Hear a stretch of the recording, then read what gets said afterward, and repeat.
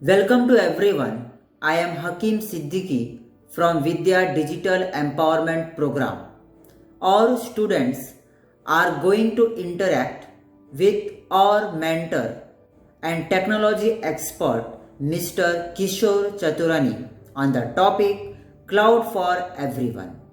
During the pandemic, educational organizations like us realize the importance of various cloud platforms and adopted them. It's my great pleasure to introduce our guest speakers, Mr. Kishore Chaturani, who is an information technology expert at Tata Consultancy Services (TCS). Kishore sir worked with customers to adopt artificial intelligence and automation in their business and also leads Google Cloud based application development at TCS. Sir has vast experience of 23 plus years in the field of information technology. It is a privilege for me and my students to present our sessions on Cloud for Everyone as a part of Vidya Festex 2021. Now I invite Kishore sir and our students for a special engaging conversation. Manisha and everyone, good morning. What we are here to discuss is what exactly cloud computing is and how we are actually living a life where we are actually consuming cloud services on a day-to-day basis. तो हम रोज यहाँ पे cloud use कर रहे हैं जानते हुए अनजाने में, लेकिन आज का इंटेंट ये है कि हम समझेंगे कि क्लाउड क्या है पहले तो, फिर उसके बाद देखेंगे कि आगे क्या होने वाला है क्लाउड पे. ठीक. I am Manisha Kaur Rathore. I am pursuing my 11th standard in commerce from SNDT Women's College. Sir मेरा क्वेश्चन है what is cloud computing? तो पहले तो हम देखते हैं कि क्लाउड क्या होता है, उसका डेफिनेशन क्या है. तो उसका डेफिनेशन ये आता है कि ये आप अगर नेट पे ढूंढोगे तो आपको ये दिख जाएगा कि क्लाउड क्या होता है. तो उसमें ये आता है कि आपको कोई भी आईटी सिस्टम्स, बड़े बड़े कंपनियां हैं जैसे हम लोग का टाटा कंसल्टेंसी सर्विसेज हो गया, आईबीएम हो गया, या आपकी जो कंपनियां गाड़ी बनाती हैं, हुंडई हो गई या फिर फोर्ड हो गया या फिर मारुति हो गई, सबके पास बहुत सारे आईटी सिस्टम्स होते हैं क्योंकि उनको पता रखना है कि उन लोगों ने कितने गाड़ियां बनाई, कितनी गाड़ियां बिक गई, कौन सी गाड़ी में वारंटी है. ये सब मैनेज करने के लिए उनको आईटी सिस्टम्स लगते हैं. ठीक है. उसके अलावा उनको क्या लगता है आईटी सिस्टम्स मैनेज करने के लिए कि कितने लोग काम कर रहे हैं, कौन कौन आ रहा है, कौन काम कर रहा है, किस किस दिन किसने काम किया, उसकी पगार कैसे जाएगी. ये सब चीजें मैनेज करने के लिए आपको आईटी सिस्टम्स लगने वाले हैं. ठीक है.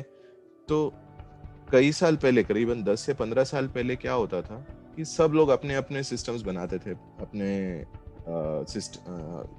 कंपनी बनाई, कंपनी में वो लोग क्या करेंगे कि बड़े बड़े आईटी सिस्टम्स बनाएंगे जिससे कि वो अपना मैनेज कर पाएंगे कि वो मेरे को किससे कितनी उधारी लेनी है, कितने पैसे लेने हैं, कितने देने हैं, कौन से मेरे, जैसे अभी हम बात कर रहे थे थोड़ी देर पहले कि कौन से केस चल रहे हैं, कहाँ पे क्या इंफॉर्मेशन मुझे देनी है. वो सब चीज़ों के लिए आपके पास आईटी सिस्टम्स होते हैं आज के डेट में.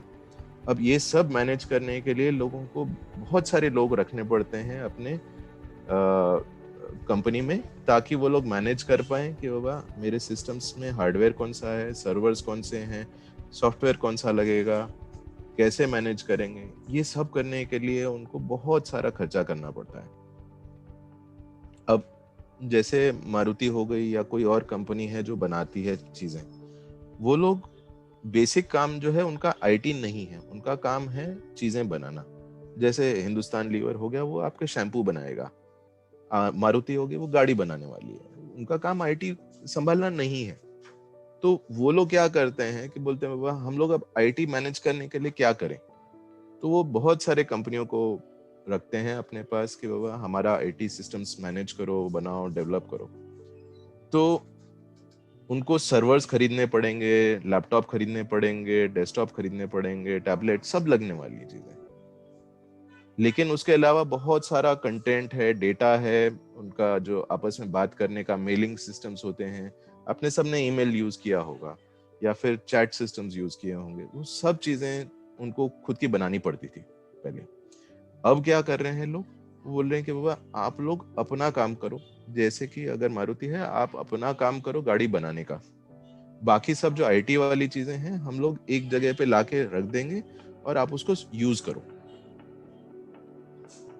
ठीक है, तो क्लाउड कंप्यूटिंग क्या बोल रहा है, वो बेसिकली है on demand availability of IT resources. IT resources में आपकी बहुत सारी चीजें आ जाती हैं, डेटा आ जाएगा, कंटेंट आ जाएगा, सर्वर्स आ जाएंगे, स्टोरेज आ जाएगा, सब चीजें जो सॉफ्टवेयर होते हैं, जैसे कि ऑफिस 365 हो गया, या फिर आप यहाँ पे ईमेल्स यूज करो, ये सब आईटी रिसोर्सेज हो जाएंगे एक तरह से। ठीक है, और ये सब लोग आपको दे रहे हैं।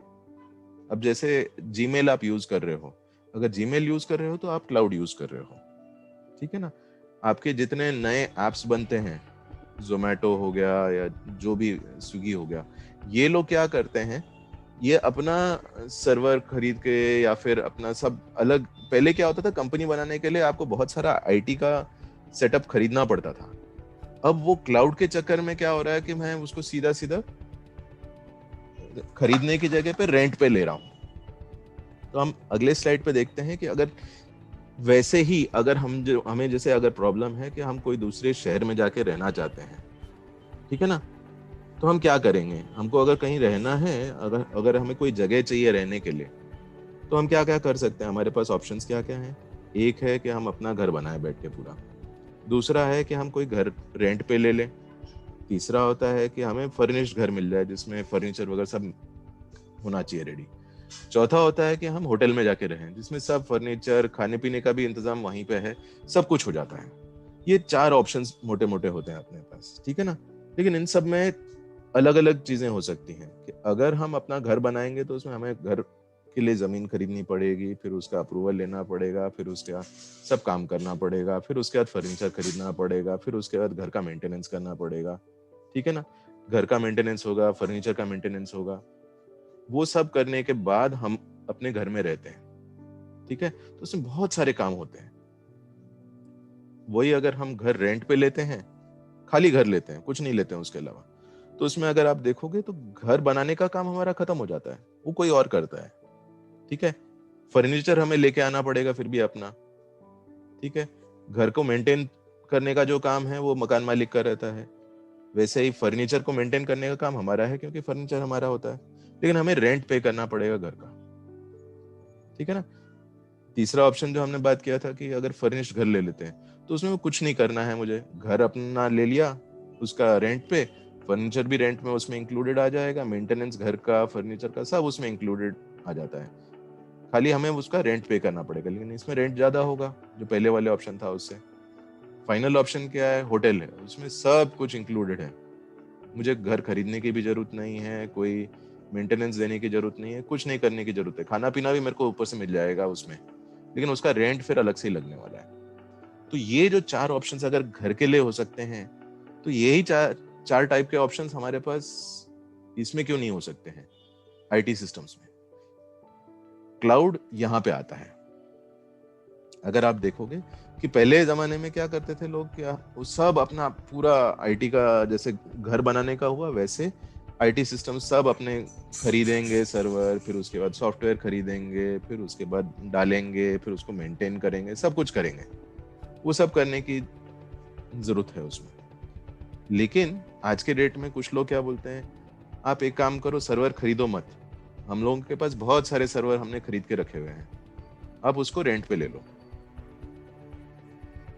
ठीक है, तो क्लाउड में क्या कर रहे हैं लोग, रेंट पे दे रहे हैं, आईटी सिस्टम्स दे रहे हैं, सर्वर प्लेटफॉर्म्स दे रहे हैं और सॉफ्टवेयर दे रहे हैं। ठीक है, ये 3 मोड्स हैं क्लाउड के। इंफ्रास्ट्रक्चर का मतलब होता है आपका सर्वर्स हो गए, नेटवर्क हो गया, वैसे टाइप का सेटअप जो आ रहा है वो आपका ऑपरेटिंग सिस्टम होगा, विंडोज हो गया, लिनक्स आता है, वो सब चीज़ें आपके इंफ्रास्ट्रक्चर के लेवल पे आ जाती हैं, डेटाबेस आ जाता है। तो वो सब चीज़ें अगर आपको चाहिए तो वो सॉरी डेटाबेस नेक्स्ट वाले में आएगा, बट आपका ऑपरेटिंग सिस्टम से लेके सर्वर, फिजिकल हार्डवेयर जो होता है, नेटवर्क जो होता है, वो सब चीज़ें इंफ्रास्ट्रक्चर एज अ सर्विस में लेते हो। फिर आप अगर आ जाते हो कि अगर हमें समझो एक लेवल और देखना है कि हमें इंफ्रास्ट्रक्चर के बाद अपना प्लेटफॉर्म लेना है जिसमें हम खुद अपने सिस्टम्स बिल्ड कर सकें। जैसे अपन ने वहां पे घर लिया था फर्नीचर के साथ, राइट? तो यहाँ पे भी हम वैसे ही करने वाले हैं कि उसके साथ जो सॉफ्टवेयर हमें लगते हैं अपना खुद का सॉफ्टवेयर बिल्ड करने के लिए, वो सब चीजें हम लेके आ जाएंगे। तो अगर जैसे हकीम सर आपको सिखा रहे होंगे कि बाबा ये सॉफ्टवेयर आपको लगने वाले हैं, अपना कुछ अगर काम डेवलप करने के लिए चाहिए, तो वो सॉफ्टवेयर के थोड़े थोड़े कंपोनेंट्स आपको लेके आएंगे जो कि हम अपना सिस्टम्स बिल्ड करने के लिए लगेंगे हमें, ठीक है? लास्ट वाला जो ऑप्शन है वो सीधा सीधा, जैसे आप जीमेल यूज कर रहे हो, ऑफिस 365 यूज कर रहे हो, सीधा सॉफ्टवेयर में, उसमें हमें कोई मेंटेनेंस करने की जरूरत नहीं है। वो जो मेंटेनेंस है वो प्रोवाइडर करने वाला है, ठीक है ना? तो यहाँ पे ये अलग अलग ऑप्शन आ जाते हैं। अब ये बोलने के बाद हम आते हैं कि क्लाउड के कैरेक्टरिस्टिक्स क्या होते हैं। आपने जो सवाल किया था उसका आंसर है ये कि अगर हम उसको लेके जाते हैं कि क्लाउड के कैरेक्टरिस्टिक्स क्या होते हैं या कैसे हम डिफाइन कर सकते हैं कि ये क्लाउड है, ठीक है ना? तो उसका मतलब ये आता है कि हम ऑन डिमांड, जैसे अभी आप रेंट पे लेते हो चीजें, होटल में जाके ये नहीं बोलते हो कि बाबा आप मेरे को एक रूम, नया रूम दे सकते हो क्या, आप मेरे को 10 दिन के बाद दोगे, 15 दिन के बाद दोगे, वैसा नहीं होता। ऑन डिमांड हम जाके उनको डिमांड करते हैं हमें 10 रूम चाहिए, तो वो नया रूम नहीं बनाता है उस समय होटल वाला, उसके पास ऑलरेडी रेडी रूम्स होते हैं। तो वो ऑन डिमांड आपको जैसे जैसे आपको डिमांड होगी वैसे वैसे वो आपको इंफ्रास्ट्रक्चर लगे, अगर नए सर्वर्स चाहिए तो वो देगा आपको। जितनी आपकी कैपेसिटी रिक्वायरमेंट होगी वो ऑन डिमांड, जैसे आप डिमांड करोगे वो प्रोवाइड करेगा। तो अब लोगों ने क्या किया है, जैसे गूगल हो गया, माइक्रोसॉफ्ट हो गया, अमेजोन हो गया, उन लोग ने बहुत बड़े बड़े डेटा सेंटर बना के रखे हैं अपने, जिसमें वो लोग क्या करते हैं, लाखों में सर्वर्स डाल के रखे हैं और उन सबको वो छोटा छोटा पीसेस में डिवाइड कर करके लोगों को रेंट पे दे रहे हैं। तो जो इकोनॉमी ऑफ स्केल रहता है कि हम जितना बड़ा गेम खेलेंगे उतना सस्ता हो जाता है, ये लोग उस टाइप की सर्विसेज प्रोवाइड कर रहे हैं, ठीक है? तो ऑन डिमांड होना चाहिए, सेल्फ सर्विस होना चाहिए, जब मुझे चाहिए मिल जाना चाहिए, तो वो लोग दे देते हैं, ठीक है? नेटवर्क से एक्सेसिबल होना चाहिए, ब्रॉड नेटवर्क एक्सेस, मतलब हम इंटरनेट पे जाएं और हम अपने सर्विस को एक्सेस कर सकें। अब आप ईमेल एक्सेस करने के लिए आपको बाहर कहीं जाने की जरूरत नहीं पड़ती है, सीधा सीधा ईमेल पे लॉगिन करने के लिए इंटरनेट पे जाओ और एक्सेस कर लो अपना ईमेल, ठीक है ना? वैसे ही आपके सब चीजें आप एक्सेस कर सकते हो। क्लाउड पे अगर होता है तो आप नेटवर्क के थ्रू एक्सेस कर सकते हो, ठीक है? फिर उसके बाद क्या है, रिसोर्स पूलिंग, मतलब जब जैसे बात की कि जो ये माइक्रोसॉफ्ट हो गए, गूगल हो गए, इन लोगों ने बहुत सारे रिसोर्सेज एक साथ लाके रख दिए हैं, बहुत सारे सर्वर्स लाके रखे हैं। कहीं कहीं पे तो ये लोग क्या करते हैं कि पावर बचाने के लिए, क्योंकि सबसे बड़ा जो खर्चा होता है अगर हम सर्वर्स बहुत सारे एक साथ लाते हैं ना, तो सबसे बड़े जो खर्चे होते हैं वो दो होते हैं। एक होता है जगह का खर्चा होता है, दूसरा होता है सर्वर्स को रख के उनका टेम्परेचर कम करने के, क्योंकि इतने सारे बड़े बड़े अगर सर्वर रखोगे ना तो वहां पे बहुत गर्मी जनरेट होती है, तो उनका टेम्परेचर कम करने के लिए उनको कूलिंग करना पड़ता है। तो आजकल क्योंकि वो ग्लोबल वार्मिंग हो रहा है, वो सब चीजें हैं, तो उनका जो ठंडा करने का बिल है बहुत ज्यादा होता है और उसके कारण उनका एफिशिएंसी कम हो जाती है। तो ये लोग क्या कर रहे हैं कि प्री पैकेज्ड सर्वर्स का एक बड़ा सारा रूम बनाएंगे और कंटेनर बनाएंगे और उसको समुद्र के नीचे डाल देते हैं और वहां से फिर सर्विसेज प्रोवाइड करते हैं। तो रिसोर्स पूलिंग उस हिसाब से होती है कि कैसे मैं सबसे सस्ता रन करूं। चौथा जो उसका एस्पेक्ट है वो इलास्टिक होना चाहिए, मतलब जब चाहिए, अगर मुझे आज 5, जैसे होटल में है, आज मुझे 5 रूम चाहिए, कल मुझे 10 रूम चाहिए, परसों मैं बोलूंगा बाबा 10 नहीं चाहिए, मेरे को 2 ही रूम चाहिए। तो इलास्टिसिटी होनी चाहिए कि मेरे को जितना रिसोर्सेज चाहिए उतने ही मैं यूज करूंगा। और उसके साथ में फिर एक और कैरेक्टरिस्टिक्स आ जाता है कि मैं जितना यूज करूंगा उसको मेजर करना आना चाहिए। ताकि मैं उसका बिल पे कर सकूं। तो ये जो 5 कैरेक्टरिस्टिक्स हैं, ये क्लाउड कंप्यूटिंग के डिफाइन किए हैं national institute of standards and technology ने। इसके अलावा और बहुत सारे कैरेक्टरिस्टिक्स अलग अलग जगह से आते हैं, बट ये 5 की फीचर्स होते हैं क्लाउड के। ठीक है, यहां पे लाके मैं एक होल्ड करता हूं। आप लोगों को कोई सवाल है इसके बारे में, या फिर कोई क्वेश्चन है, या कोई चीज समझ में नहीं आई, पूछ सकते हैं।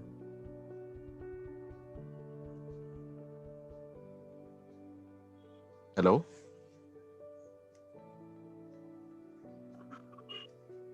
सही है सर, ठीक है। आप लोगों को एक मैं सवाल पूछता हूं अभी, आप लोग क्लाउड कहाँ कहाँ यूज करते हैं?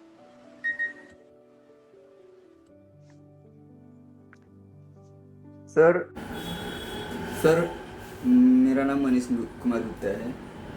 सर हम ये जानना चाहते हैं, ये हम लोग जो ये गूगल ड्राइव यूज करते हैं मोबाइल में, और इससे हम सेफली कैसे बचे रहे, क्योंकि इसके बारे में बहुत सारे वायरस जो हम लोगों के फ़ोन में आ जाते हैं। तो ये सर्विस से अगर हम लोग यूज करते हैं तो इससे जो वायरसेस हैं इससे हम कैसे बचें, ये आप हमें बताइए। आप जो बोल रहे हो गूगल ड्राइव यूज करते हो, उसमें आप स्टोरेज यूज करते हो, क्योंकि वो स्टोर करते हो। जैसे अपन लोग क्या है, अगर आपके पास मोबाइल है तो मोबाइल में स्टोरेज आपके पास होगा, राइट? 16 GB या 64 GB या 32 GB या 8 GB कुछ तो होगा स्टोरेज। जो आप गूगल ड्राइव यूज कर रहे हो, उन लोगों ने बहुत सारे कैपेसिटी स्टोरेज की लेके रख ली है। ठीक है, अब इसमें वायरस डायरेक्टली नहीं होता है, क्योंकि क्या होता है, पॉइंट ये होता है कि एक ही कंपनी है, समझो गूगल, उसने आपका भी डेटा लिया है और एक जगह पे रखा हुआ है, मेरा भी डेटा लिया है, एक जगह पे रखा हुआ है, हकीम सर का लिया है, एक जगह पे रखा हुआ है। उन सबको अलग करते हैं वो लोग, लॉजिकली पार्टीशन करके अलग अलग करते हैं। क्यों करते हैं? ताकि आपका डेटा मैं नहीं एक्सेस कर पाऊं, मेरा डेटा हाकिम सर एक्सेस नहीं कर पाए। तो उन लोगों ने उसमें इनबिल्ट सिक्योरिटी डाली हुई है। ठीक है, कि एक्सेस कंट्रोल बोलते हैं इसको, कि मतलब किसको किस चीज की एक्सेस होनी चाहिए। ठीक है, अब वायरस की जहां तक बात आती है, वो इस बात से आती है कि वायरस आपका आता है, जैसे आपने लैपटॉप लिया या सर्वर लिया, तो उस पे अगर वायरस किसी ने अटैक किया तो, या फिर इंस्टॉल किया तो आता है। अब इसमें दो चीजें हो सकती हैं कि सिक्योरिटी जो अब आप बोलते हो, आप लोग मेरे को एक चीज बताओ, वायरस से बचने के लिए आप लोग क्या करते हो? आपने कभी कोई सिस्टम पे काम किया है?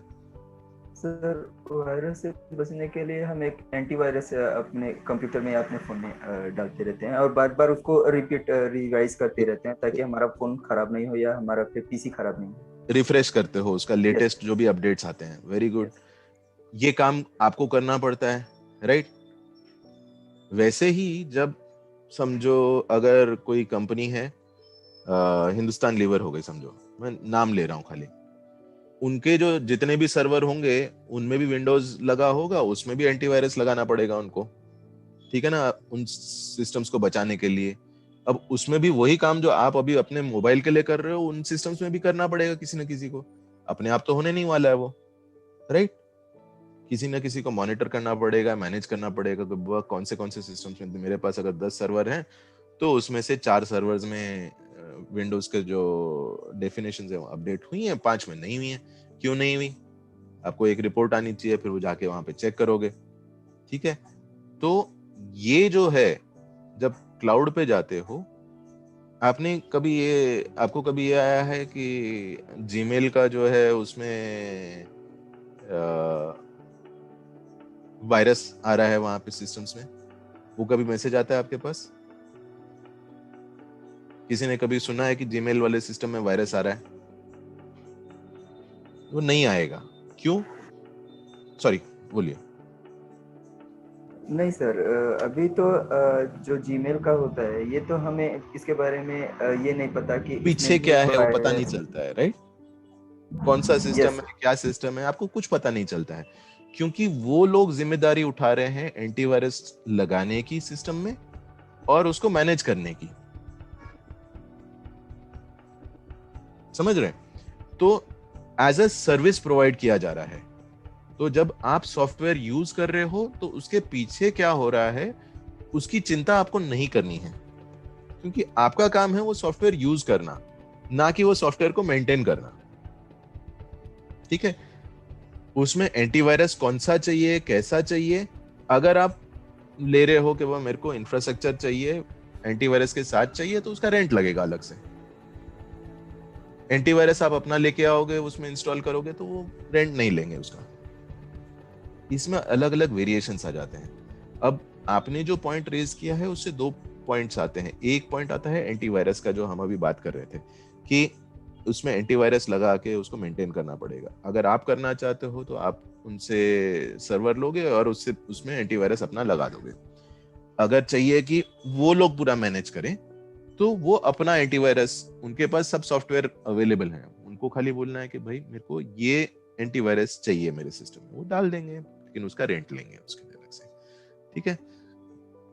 तो ऐसे चलता है। लेकिन इसमें सिक्योरिटी वाला जो एंगल आ जाता है कि किसको कितना डेटा एक्सेस मिलना चाहिए, कहां से मिलना चाहिए, वो एक बड़ी चीज हो जाती है क्लाउड में, क्योंकि ये आपके कंट्रोल में नहीं है पूरी तरह से, ये किसी और के हाथ में है। अब जैसे इसका अच्छा एग्जांपल क्या होता है, जैसे आप बैंक में लॉकर रखते हो, ठीक है ना? लॉकर के अंदर सब अपना प्रेशियस जो भी सामान है, ज्वेलरी हो गया, इंपॉर्टेंट पेपर हो गया, रख देते हो। लेकिन उसके पहले आप चेक करोगे ना बैंक सेफ है कि नहीं है।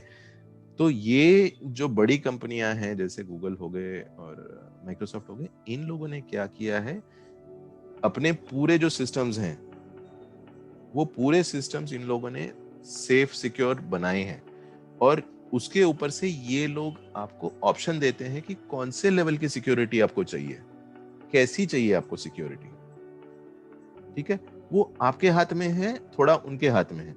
जो बेसिक चीजें होती हैं वो उनके हाथ में होती हैं कि अगर डिस्क को मेरे को इनक्रिप्ट करके रखना है ताकि डेटा इधर से उधर कोई एक्सेस नहीं कर पाए, वैसे टाइप की जो चीजें हैं वो बेसिक करेंगे।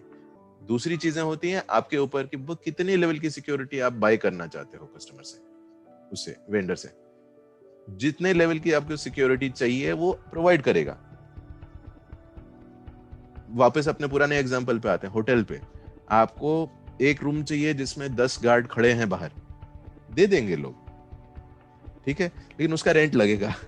तो आपको जो क्लास की सर्विस चाहिए होती है उसके हिसाब से आपका चार्जेस आ जाते हैं। वैसे भी आपको करना पड़ेगा खर्चा। अगर आपको 10 गार्ड वाला बंगला बनाना है तो आप पहले बंगला बनाओगे, फिर उसके बाद 10 गार्ड्स को हायर करोगे, फिर उनको हर महीने रेंट मतलब सैलरी दोगे, तो आपको पैसे तो लगने ही वाले हैं। खाली इसमें क्या है, आपने एक होटल में लिया रूम और बोल दिया मेरे को 10 गार्ड साथ में चाहिए, तो वो होटल वाला बोलेगा मैं 10 गार्ड का आपको एडिशनल चार्ज दूंगा, लेकिन वो 10 गार्ड्स में बिठा दूंगा वहां पे। उस मॉडल में चलता है। ठीक है? कि कोई और सवाल है इसमें? ठीक है Sir, sir. good morning, sir. My name is Shivam Padam. हाँ जी। I am from 11th standard in commerce stream. Sir, I want to ask you that why it is called cloud. Is there any relation between technology cloud or in rainy season cloud? ये सवाल अच्छा पूछा है। Directly मेरे को इसका answer पता नहीं है क्यों क्लाउड बोलते हैं। I will have to admit that, but इनका आपस में कोई रिलेशनशिप नहीं है जो एक्चुअल क्लाउड है और ये है। क्योंकि असलियत में आजकल अगर आप देखना शुरू करोगे कि जो सर्वर्स और ये सब चीजें होस्ट हो रही हैं कहीं कहीं पे, तो ये लोग होस्ट कहाँ करते हैं, मतलब जो अपना सर्वर्स और ये सब सिस्टम्स लगा रहे हैं वो ऐसी जगह पे लगा रहे हैं जहाँ पे ठंड होती है, और वो जनरली सिटीज से थोड़ा दूर लगाने की कोशिश करते हैं क्योंकि उनको लैंड सस्ता मिलता है वहां पे। ठीक है ना? बड़ी जगह चाहिए, सस्ती जगह चाहिए, पावर सप्लाई होना चाहिए, ठंडी जगह हो तो अच्छा है क्योंकि बिजली का बिल कम आएगा उनका। ठीक है? तो वैसी जगहों पे ये लोग जा रहे हैं। तो बहुत जगह पे, जैसे मैंने पहले भी बोला कि वो बहुत जगह पे ये लोग नए नए आइडिया लगा रहे हैं कि एक वो जैसे अपने ट्रक के पीछे कंटेनर होते हैं ना, वैसा कंटेनर के अंदर भर के सर्वर्स लगा दिए, उनका नेटवर्क लगा दिया, एक केबल उसमें खींच लिया बाहर और सील कर दिया उसको, और उठा के उसको समंदर के अंदर डाल दिया। अब जो कुछ करना है, वो केबल जो आई है वो कंटेनर के से बाहर आ रही है, उसी के थ्रू बाहर बैठे बैठे आप इसको यूज करो, कुछ करने की जरूरत नहीं है।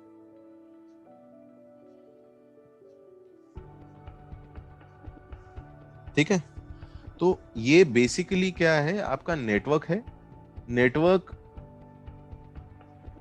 के थ्रू आप उसको एक्सेस कर रहे हो, और उसके अंदर क्या है, अब जैसे क्लाउड रहता है, क्लाउड के अंदर पानी कहाँ रहता है, क्या रहता है, आपको दिखता नहीं है, वैसे ही ये भी वैसा ही है कि आपके जो नेटवर्क है वो एक फजी बाउंड्री बनाया हुआ है आपने कि ये ऐसे है, इसके अंदर हमें सर्विसेज मिलती हैं, अंदर क्या है हमें दिखाई नहीं देता है। ठीक है, तो क्लाउड भी वैसा ही रहेगा कि आपको एक ब्लैक बॉक्स दिखाया जाएगा कि बाबा आपको यहाँ से सर्विस मिल रही है, इसके अंदर क्या है वो एक्सपोज नहीं होता है आपको, वो आप सर्विस की तरह कंज्यूम करते हो सीधा सीधा। पहले लोग खरीदते थे, अब वो सर्विस की तरह कंज्यूम करते हैं। Thank you, sir. Good morning, sir. Good morning. I am Rimjim Soni. Sir, I am commerce student. If I want to development my career in cloud technology, what should I do? Very good question. Cloud technologies में बहुत सारी अलग अलग cloud आ रहे हैं, जैसे मैं पहले ही बोल चुका हूँ, माइक्रोसॉफ्ट हो गया, अमेजोन हो गया, आपका गूगल हो गया, और भी काफी सारे क्लाउड्स हैं जो हैं, बट ये टॉप 3 जो हैं वो ये 3 क्लाउड्स हैं। अब आपको अगर डेवलपमेंट करना है तो आपको पहले इंफॉर्मेशन टेक्नोलॉजी के बारे में आपको सीखना पड़ेगा कि आप क्या करना चाहते हो, कैसे करना चाहते हो, टेक्नोलॉजी क्या है। लेकिन अच्छी न्यूज़ ये भी है कि आज के डेट में, क्योंकि हम इसको ब्लैक बॉक्स की तरह ट्रीट कर रहे हैं, बहुत सारे ऐसे ऐप्स आ रहे हैं जिसके थ्रू आप डेवलपमेंट करने के लिए आपको सॉफ्टवेयर जानने की जरूरत नहीं होगी, मतलब आपको कोडिंग करने की जरूरत नहीं है बहुत जगह पे।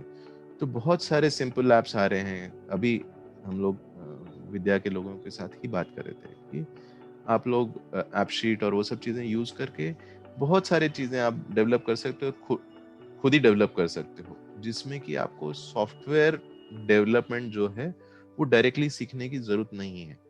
बट इसमें 2 चीज़ें आ जाती हैं जो आपको ध्यान रखनी पड़ेंगी कि नंबर 1, आपको टेक्नोलॉजी थोड़ा समझ में आना चाहिए कि क्या है, क्या कैपेबिलिटीज हैं। उसके लिए सर्टिफिकेशन कोर्सेज होते हैं, हर टेक्नोलॉजी के लिए अलग अलग सर्टिफिकेशन कोर्सेज हैं। आप लोग उनको अटेंड कीजिए, कोर्सेज को, उनका सर्टिफिकेशन लीजिए और उसके बाद आप काम कर सकते हैं। दूसरी जो इम्पोर्टेंट चीज़ आती है वो ये होती है कि जो आज के डेट में बहुत ज़्यादा ज़रूरी है कि टेक्नोलॉजी खाली सफिशिएंट नहीं है, टेक्नोलॉजी कहाँ पे यूज करना है, उसको कैसे यूज करना है, वो बहुत इंपॉर्टेंट हो जाता है। क्योंकि अब हमने क्या किया है क्लाउड के चक्कर में, क्लाउड में हम टेक्नोलॉजी को एक तरह से बाहर निकाल लेते हैं कि वह आपको जो चीजें चाहिए, जो सर्विसेज चाहिए, कि जैसे स्टोरेज चाहिए, ईमेल चाहिए, चैट सर्विस चाहिए, या फिर आपको उससे एडवांस लेवल की सर्विसेज चाहिए, एआई की सर्विसेज चाहिए, या फिर आजकल IoT आ रहा है जिसमें आप क्या है सेंसर्स लगा के मेजर कर सकते हो चीज़ें।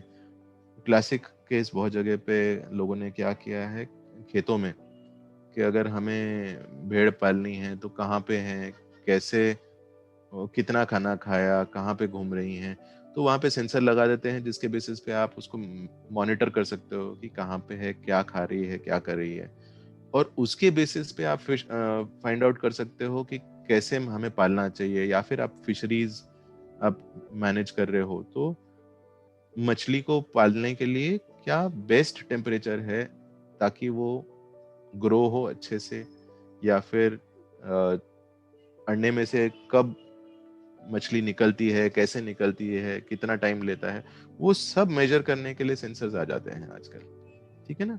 तो धीरे धीरे करके जो टेक्नोलॉजी है वो बहुत सारी जगहों पे जा रही है। इवन हेल्थ केयर में अगर आप देखोगे कि पहले क्या होता था कि प्रॉब्लम होती थी, अभी मैं थोड़े साल पहले गया था किसी गांव में, तो वहां पे प्रॉब्लम क्या बोल रहे थे लोग कि बाबा देखो, मेरे को अगर मेरी तबीयत खराब है तो मुझे गांव से जाना पड़ेगा शहर में पहले डॉक्टर के पास।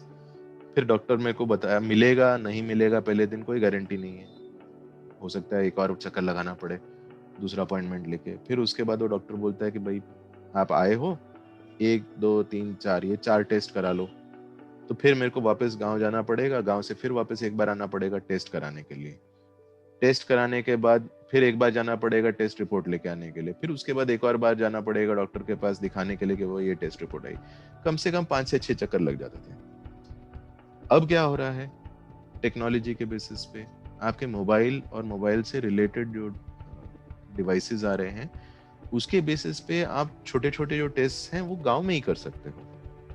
और गांव से जब आप टेस्ट करोगे तो वीडियो कॉलिंग के थ्रू आप पहले जाने की जरूरत नहीं है, पहले डॉक्टर से अपॉइंटमेंट लेके वीडियो कॉल के बेसिस पे बोल दो कौन से टेस्ट करने हैं, वो टेस्ट आप गांव में ही करके फिर वो जो रिपोर्ट आ रही है वो रिपोर्ट सीधा सीधा डॉक्टर को भेज देते हो, अलग से जाने की जरूरत नहीं है, ठीक है ना।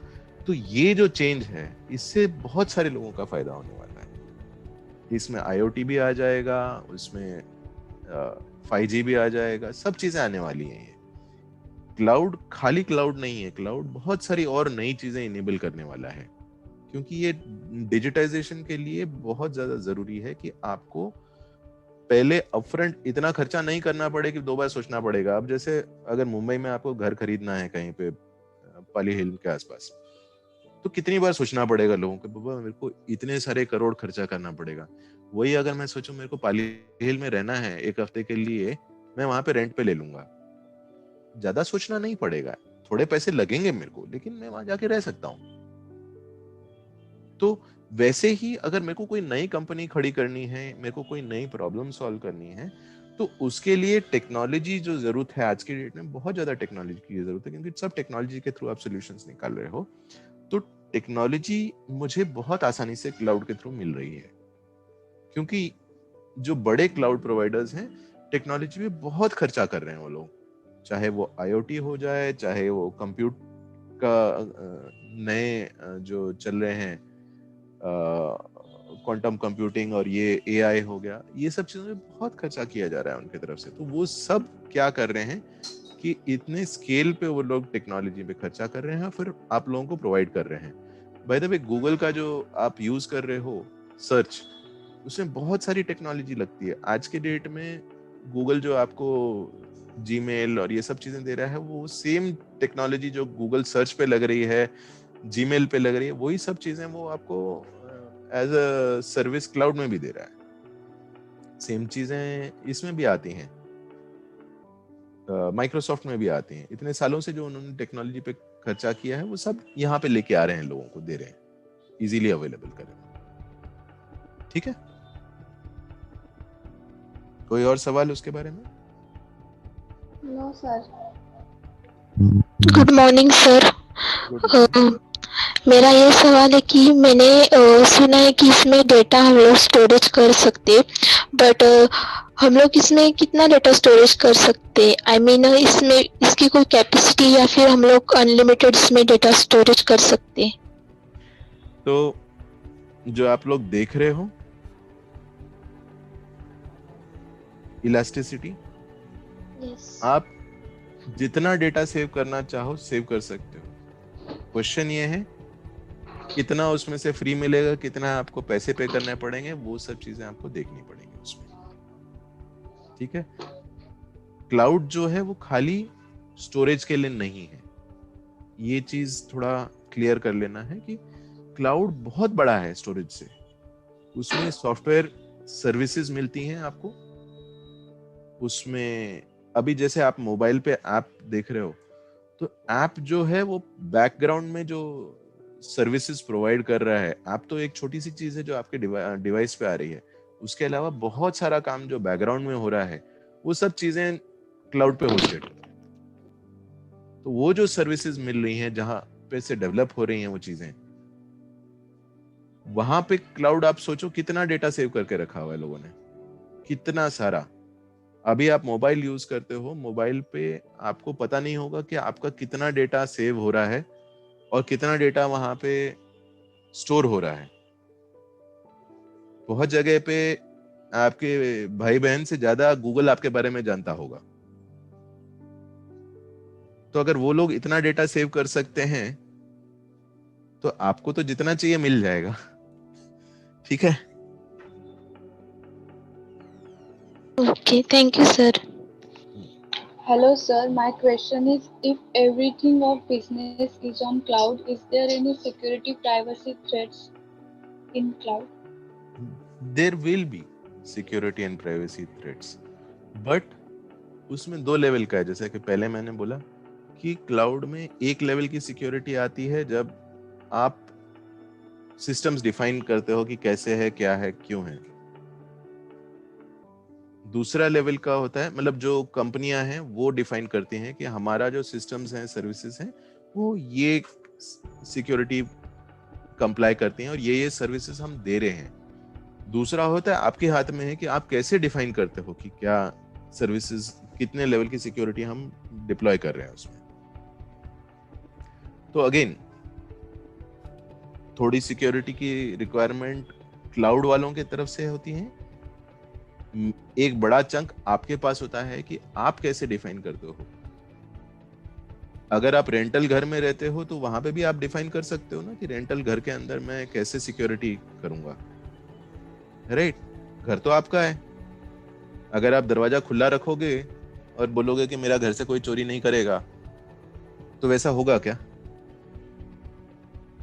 होटल वाला अगर आपको दे रहा है लॉक और की, तो अगर आप दरवाजा खुला रखते हो तो उसमें तो होटल वाले की गलती नहीं होती है, राइट? उसने तो आपको दिया है प्रोविजन कि वो लॉक कर सकते हो, और फिर उसके बाद अंदर से भी लॉक कर सकते हो, वो भी दे सकते हो प्रोविजन। तो हर क्लाउड का अलग अलग सिक्योरिटी के प्रोविजंस हैं।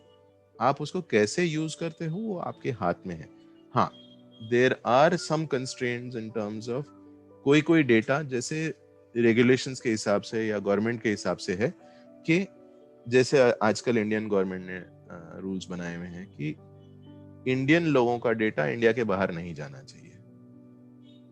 तो उसके हिसाब से क्लाउड वाले जो प्रोवाइडर्स हैं, सर्विस प्रोवाइडर्स, वो लोग फिर लोकली यहाँ पे सेटअप कर रहे हैं ताकि उनका जो डेटा है वो इंडियन रूल्स के हिसाब से चले। तो खाली सिक्योरिटी नहीं है, यहाँ पे रूल्स रेगुलेशंस की भी बात आ जाती है। ठीक है? Thank you, sir. और कोई सवाल? Yeah, sir. Thank you so much. So overall, we clear all concepts. So just my question is, what there is a various developments of cloud ka things. Different clouds development is there. Yes. Types. नहीं, वो अलग अलग cloud में अलग अलग services हैं।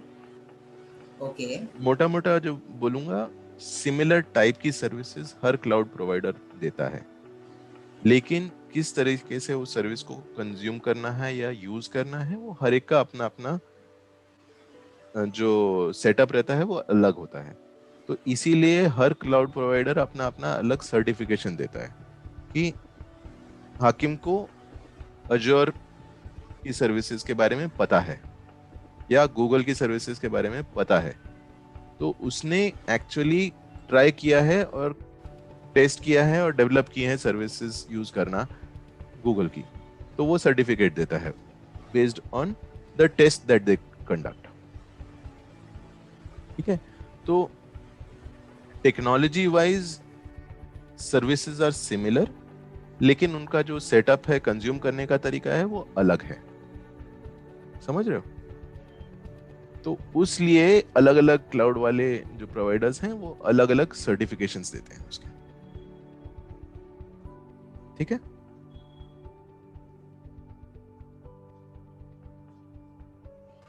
Yeah. Thank you so much, sir. और कोई सवाल?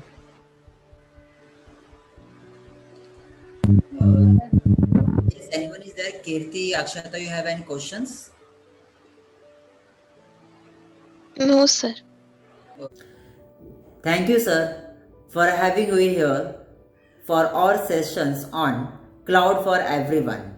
It was a very great learning experience for us to know about the uses of various cloud platforms.